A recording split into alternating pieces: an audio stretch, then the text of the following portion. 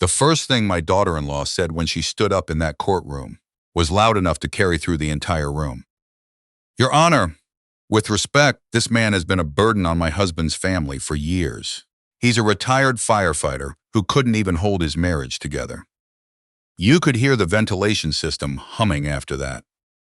The court reporter stopped typing for half a second. The bailiff near the door shifted his weight. Every head in that gallery turned slowly toward me, like I was some stray dog someone had finally decided to drag to the pound. I looked at my son first. Neil sat 2 chairs down from his wife Carla, staring at the table in front of him. 41 years old, and he couldn't look at his own father. I remember thinking how much he used to look like his mother when he was embarrassed. Same set to the jaw, same careful stillness. Then I looked at the judge. He was a heavy-set man in his late 50s, with reading glasses pushed down to the end of his nose. He had been making a note when Carla spoke. His pen stopped. He looked up slowly. Something changed in his face. Not dramatically. It was subtle, the way ice shifts before it cracks. He leaned forward slightly and studied me the way a man looks at something he isn't sure he's seeing correctly. "Judge," I said quietly. "Ellison, it's been a while." The pen dropped from his fingers and rolled off the bench. The room went the kind of still that only happens when everyone in it understands, even without knowing why, that something important just shifted. Neil's wife looked between me and the bench with growing confusion. Her lawyer, a polished man named Sherbrooke, who had spent the last half hour describing me as a financial and emotional liability, had stopped shuffling his papers entirely. His expression reminded me of a man who had just been told the map he'd been trusting was for a completely different city. Judge Raymond Ellison stared at me for a long moment. Then he set both hands flat on his desk. "We'll take a 15-minute recess," he said. Carla turned to Neil. Neil was already looking at me, finally. But it wasn't the look I'd hoped for. It was the look of a man who has just realized the story he'd been telling himself for 3 years might be missing a chapter or two. I sat there quietly while the room emptied around me, feeling every one of my 69 years settle into the plastic courtroom chair. To explain how we ended up there, I need to go back a ways. I grew up in Sudbury, Ontario. My father worked the nickel mines most of his life. My older brother worked them too. By the time I graduated from Lockerbie Composite, the idea of going underground for 30 years sat in my chest like a stone I couldn't swallow. I joined the Sudbury Fire Department at 22 and never looked back. Did 28 years there before transferring to a smaller station outside Barrie when my wife Eleanor wanted to be closer to her sister. Eleanor and I married in 1981 at a small United Church outside Lively. She wore her mother's earrings, and I wore a suit that was slightly too short in the sleeves, and neither of us cared about any of that. We were happy the way young people are happy before they understand that happiness takes maintenance, before they understand that some kinds of damage are invisible and slow, and that you can go years before you understand what's actually happening inside you. I served 34 years total. The last decade were the hard ones. 3 fatalities on my watch over those years, including a 14-year-old girl in a house fire on Odessa Road that I still think about every winter when the cold gets bad. After I retired, the nightmares got worse instead of better. Grocery stores made my chest tight. Crowds, certain smells. I'd learned to go quiet when things got difficult, which is a useful skill when you're managing a scene and a damaging one, when your wife is trying to reach you across a kitchen table. Eleanor told me once, about 4 years before she passed, that living with me felt like living with someone who had left a window open in every room of the house, but refused to say which ones. I've thought about that sentence more than any other thing she ever said to me. Because she wasn't wrong. I just didn't know how to close the windows. Men from my generation weren't taught that particular skill. She died in 2019. Pancreatic cancer, which took her in 7 months. I held it together through the funeral for Neil's sake. After that, I sold the house in Barrie and moved into a smaller place in Collingwood, near the water. Thought the quiet would help. It did, eventually. But the first year I barely left the property. Neil had met Carla a few years earlier at a work conference. She was efficient, confident, and held opinions the way some people hold expensive china. carefully and with the understanding that most other people weren't qualified to touch them. I tried to like her. I think she tried to like me. Somewhere in the middle of that effort, we both quietly gave up. After Eleanor passed, Neil and Carla started talking about my finances. Specifically about the fact that I had retired on a firefighter's pension, with a modest RRSPs, and a small inheritance from Eleanor's estate, which included a cottage property on Georgian Bay that her family had owned since the 60s. That cottage was what brought us to court. Eleanor had left it to me. It was in her will, witnessed properly, no ambiguity. But Carla had decided, with the support of her own family's lawyer, that because Eleanor's mother had originally purchased the property, it ought to have stayed in Eleanor's bloodline, which meant their children. Specifically their daughter, my granddaughter Lily, who was 8 years old and entirely unaware she was being used as a legal instrument. The case had been going for nearly 8 months by the time we got to that courtroom.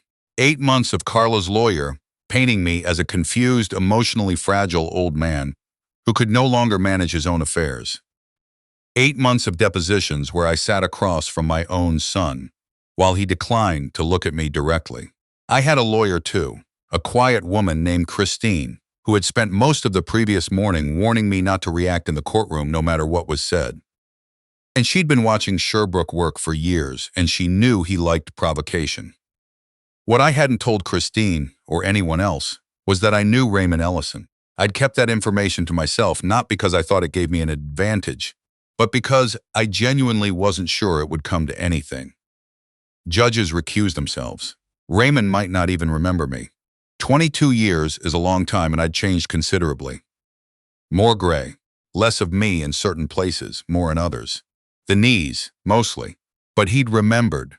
The coffee cup frozen halfway to the bench. The pen rolling across the floor. Those weren't the responses of a man who had forgotten. During the recess, Christine leaned close to me. Her expression was professionally neutral, but her eyes were asking a question. "Did you know that was going to happen?" "I hoped he might remember," I said, "but I wasn't certain. Do you want to tell me how you know him?" "Ice storm," I said. "January 1998. She looked at me for a moment. Then something shifted in her expression. Even in 2025, the 98 ice storm remains a particular kind of shorthand in this part of the country. If you were alive and in eastern or central Ontario during those 3 weeks, you remember exactly where you were. "Tell me," she said. I told her. In January of 1998, I was a senior firefighter stationed in Sudbury. But the storm had been so widespread and the damage so catastrophic that crews were being sent south to assist hard-hit areas outside Kingston. Ellison was a young Crown attorney at the time. He'd been driving back from visiting his parents near Napanee when the worst of the storm hit and his car went off a secondary road near Odessa, dropped about 12 feet into a drainage ditch that had flooded partially and then begun to ice over again in the falling temperatures. The call came in from a passing transport driver who'd seen the headlights disappear into the dark. By the time our unit reached the scene, the temperature was -19 with wind. The ditch had another 4 inches of ice on top of the remaining water. Ellison had managed to get the window open before the door froze, and he was half in, half out, one arm caught on the door frame, unable to get traction on the iced embankment. Our crew got a rope on him, but the ice kept breaking and he kept sliding. I went down the embankment myself because I was the lightest man on the crew, and I had a background in rope rescue that the others didn't. By the time I got to him, his legs had stopped responding. Hypothermia was already setting in. I got an arm around him, and the crew pulled us both up in 2 stages. He was in hospital for 5 days, lost 2 toes on his right foot to frostbite. Still walks with a slight hitch in cold weather. I'd never contacted him afterward. I finished my deployment, went back to Sudbury, kept working. A few years later, I heard through somebody that the young Crown from the ditch had become a judge. I thought about writing a note once. Never did. Men from my generation tended not to follow up on things like that. Christine was quiet for a moment when I finished. Then she said, "Well, that changes a few things." When Judge Ellison walked back into the courtroom after the recess, the room had a different quality to it. Not loud, not dramatic, just different. The way air feels before a weather front moves through. He sat down and looked at Sherbrooke steadily. Before we proceed, he said, I want to be clear that this court will remain fully impartial. However, I've also asked the clerk to make a note that the petitioner's counsel may wish to review the nature of the property claim before we continue to testimony. Sherbrooke stood up immediately. Your Honor, I'm not certain I understand the relevance. The relevance, Ellison said pleasantly, is that I've just had the opportunity to review several procedural elements of this filing that I'd like counsel to address in direct examination. You'll have the opportunity to respond fully. Please sit down. Carla leaned towards Sherbrooke and whispered something sharply. He sat. Neil was watching me now. There was something in his face I hadn't seen there in a long time. Not warmth, not yet, but something that wasn't the careful distance he'd been maintaining for 3 years. Something that looked more like uncertainty. Christine handed me a note. Don't react, just breathe. I folded it in half and put it in my pocket. Testimony resumed. Sherbrooke tried to establish the case as he had been building it, that my emotional instability following Eleanor's death had made me an unreliable manager of the property, that the cottage had been in Eleanor's family for generations, that my granddaughter Lily deserved to inherit something connected to her maternal heritage. All of it reasonable sounding on the surface, all of it a careful construction. Then Sherbrooke turned toward me. Mr. Whitmore, he began smoothly. Would you agree that the years following your retirement were difficult for you emotionally? Yes, I said. He seemed pleased with how easily that came out. And would you agree that your wife's death exacerbated those difficulties significantly? Yes, and that, during that period you made a number of decisions that could be described as impulsive or not fully considered. Christine leaned forward slightly but didn't object. I answered before she had to. I sold a truck I didn't need anymore and donated some furniture. I don't think that qualifies as impulsive. A few people in the gallery shifted. Ellison looked like he was trying not to smile. Sherbrooke changed direction. Isn't it true that your relationship with your son had become strained before your wife's passing? Yes. And that strain was, in large part, due to your emotional unavailability during his childhood and adolescence. There it was. Christine had warned me about this moment. I thought about Neil at 14, waiting by the driveway when I came home from a long shift. Thought about his school play that I missed. Because we'd had a bad call that afternoon, and I couldn't get myself out of the truck when I pulled in. Thought about Eleanor covering for me more times than I could count, smoothing the spaces I left behind. There's truth in that, I said evenly. I was present in the house and absent in the ways that mattered to him. That's one of the things I'd change if I could. The gallery was very quiet. Sherbrooke looked briefly unsettled that I hadn't argued. So you acknowledge a pattern of emotional neglect toward your family. I acknowledge that carrying damage doesn't excuse the ways it affects the people around you, I said, if that's what you mean. Neil looked away. Sherbrooke turned toward the bench as if he'd just won something. But then something happened that I had not planned or anticipated or asked for. Christine stood up and requested permission to enter a series of documents into evidence. Ellison granted it without hesitation. What Christine put forward were letters. I hadn't known she'd collected them. She'd been quietly gathering them for months, from people who had sent them to the Barry and Sudbury fire departments, addressed to me specifically, some going back more than a decade. Letters from families whose homes I had helped pull them out of. Letters from a man whose wife I had talked through a medical crisis over a phone when the paramedics couldn't get through a flooded street. A letter from a young firefighter I had mentored who had gone on to become a deputy chief in London, Ontario. He wrote that I had sat with him on the steps outside the station after a bad call in 2009 and told him something he had needed to hear, and that he had passed that same conversation along to 3 other men over the years who had needed it as well. There was also a letter from the coordinator of a veterans and first responders support program in Collingwood. She wrote that I had been volunteering every Tuesday for the past 3 years, driving older veterans to appointments, helping them navigate VAC paperwork, sitting with the ones who had nobody else. Neil had not known about any of it. I watched his face change as Christine read selected passages aloud. The careful distance didn't exactly dissolve, but something underneath it seemed to loosen. The way a knot loosens when you stop pulling at it and start working it from the other direction. Carla was watching her husband now, instead of the judge. Ellison adjourned proceedings until the following morning. Outside the courthouse on Worsley Street, the November air came off Georgian Bay with the kind of edge that gets into your bones. I was buttoning my coat in the parking lot when I heard Neil's voice. "Dad." I turned. He was standing about 10 feet away with his hands in the pockets of his coat, without Carla. That was the first thing I noticed. "She went to get the car," he said, reading my expression.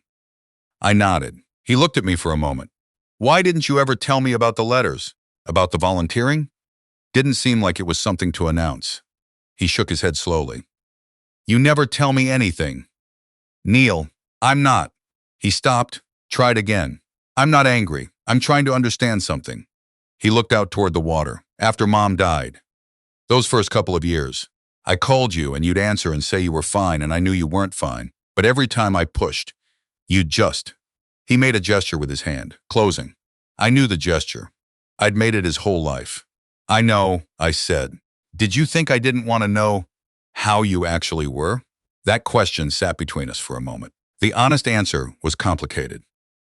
Part of it was the habit of 34 years of being the man in the room who held himself together so other people could fall apart. Part of it was that I genuinely didn't know how to describe what was happening inside me without making it sound like a burden I was handing him when he was already carrying his own. Part of it was simpler and harder to admit. "I think," I said carefully, "that I didn't want you to see me not managing. Your mother always."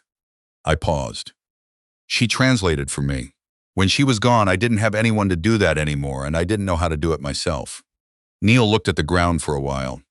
"She did that, didn't she?" he said quietly. It wasn't quite a question. She was very good at it. The wind came off the water. Somewhere across the street, a dog was barking at something. Then Neil said, "Did you really know that, Judge? We met once? The ice storm?" I nodded. He exhaled slowly. "Carla's going to say it was strategic. She can say whatever she likes. It wasn't, was it?" I didn't know if he'd even remember me. I said honestly, and I wasn't going to mention it. He's the one who stopped the room. Neil was quiet for a moment. "You really pulled him out of a ditch in -19.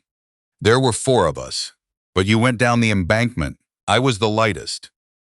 He made a sound that was almost a laugh, not quite. "You could have died. Could have. Didn't." That was as close as I knew how to come, to telling him that there had been dozens of times over the years when the outcome could have been different.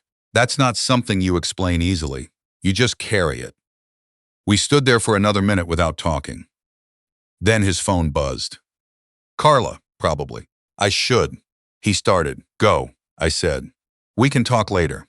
He took 2 steps, then stopped.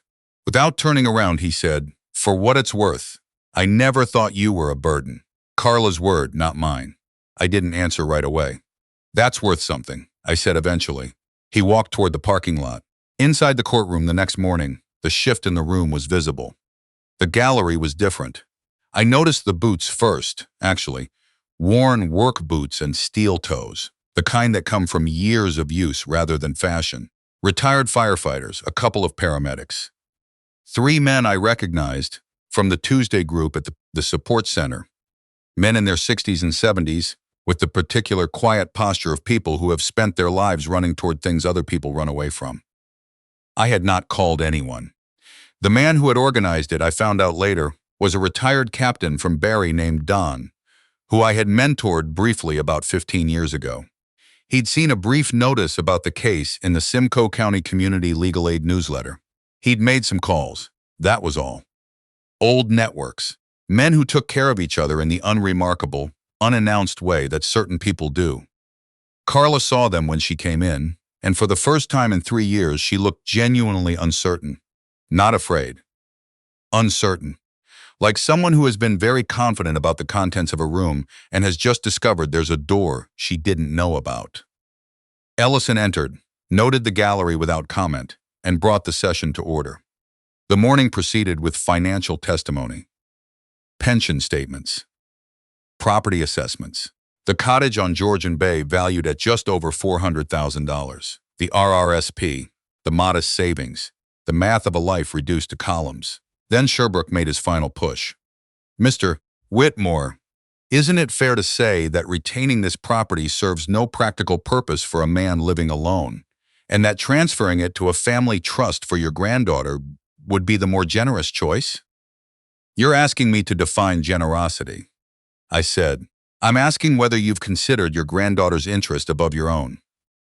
I've paid for 3 years of swimming lessons, I said. I drove 4 hours to be at her school's Heritage Day last spring.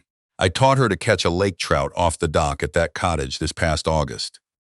I looked at the bench rather than at Sherbrooke. The cottage is how Lily knows her grandmother. Eleanor planted those gardens. The canoe in the shed was Eleanor's father's. Lily calls the old dock her thinking spot. That's not a real estate asset. That's the only piece of her grandmother she can hold on to. The courtroom was quiet. Neil had his hand over his mouth. Carla's eyes had filled. She was clearly trying not to let that happen and not entirely succeeding. Sherbrooke tried once more. But your granddaughter could enjoy those things equally as the property's owner rather than as a guest. Carla spoke. That's enough. Sherbrooke turned. Mrs. Whitmore, I said that's enough. Her voice was steady, but something in it had changed. It was the voice of someone who has heard the actual version of a situation and can no longer maintain the version she came in with. The canoe was Eleanor's father's, yes. You knew that. She was looking at me now, not her lawyer.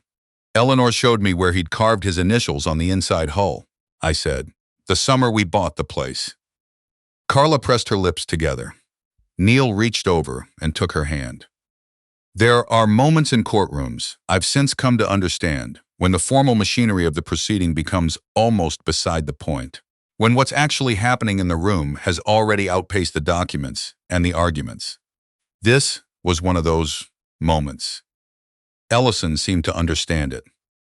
He gave proceedings another 10 minutes before adjourning for deliberation.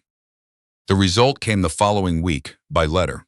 The property remained in my name, with a formal notarized arrangement that I had already offered, unasked in my original filing, that Lily would have full and unconditional access to the cottage every summer, that I would maintain it jointly with Neil's family for as long as I was able, and that upon my death, the property would pass directly to Lily. It was what I had offered in the beginning, before any of this had started. Before Carla's family's lawyer had decided it wasn't enough. In December, about 3 weeks after the ruling, I was at the Tuesday session at the support center when I heard the door. I looked up from the intake forms expecting one of the regulars. It was Neil. He had Lily with him. She was wearing a bright orange toque and carrying a tin of Christmas shortbread that she immediately handed to the nearest person available, which happened to be 80-year-old Howard, retired Navy, who looked so surprised and pleased that the whole room softened. Neil stood in the doorway for a moment, taking in the space. Then he looked at me. She wanted to bring cookies, he said simply. I figured this was a good place for them. I didn't say anything for a moment. There wasn't much to say that wouldn't have been too much. There's a chair next to Howard, I said finally. He'll tell you about the St. Lawrence Seaway if you give him the opening. Neil smiled. It had been a long time since I'd seen that. Carla started coming in January. Not every week, but often enough.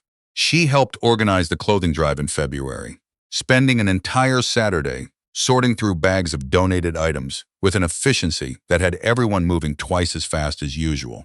One afternoon, I watched her sit with the wife of a retired paramedic who had been declining fast with dementia, just sitting quietly while the woman looked for words she couldn't quite reach.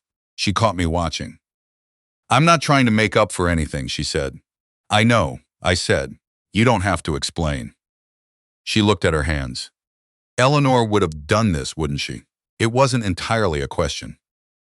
Eleanor would have run the whole operation and somehow made everyone think it was their own idea, I said. Carla almost smiled at that. It was the first time.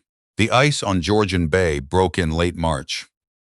I Drove out to the cottage on the first clear weekend in April to open it up, clear the eaves, check the dock after the winter. The work took most of the day.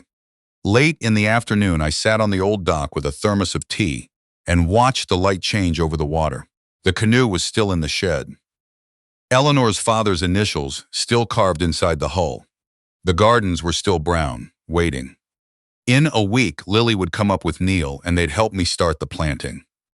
She'd already asked whether the lake trout were back yet. I'd told her they were, probably, and we'd have to check. There's a particular kind of quiet that lives in places that have held a lot of living. Not empty quiet, full quiet. I've spent 34 years working in places where everything was loud and urgent. And I've spent a long time learning that the full quiet is what you're actually working to protect. I sat there until the sun hit the horizon line. Then I went inside to start a fire. There's a whole kind of person in this country who does their work quietly and goes home and doesn't talk about it and believes, after enough years pass, that maybe nobody particularly noticed. I was that person for a long time. I'm not sure I've stopped being that person entirely, but I've learned, late and imperfectly, that the people who love you can only see what you're willing to let them see. And the ones worth holding on to will keep trying to look, if you'll let them. If this story reminds you of someone carrying something quietly, someone who has been showing up for years in ways that don't announce themselves, maybe take a minute to say so while the chance is still there. Because the people who hold things together the longest are often the last ones to ask for anything back.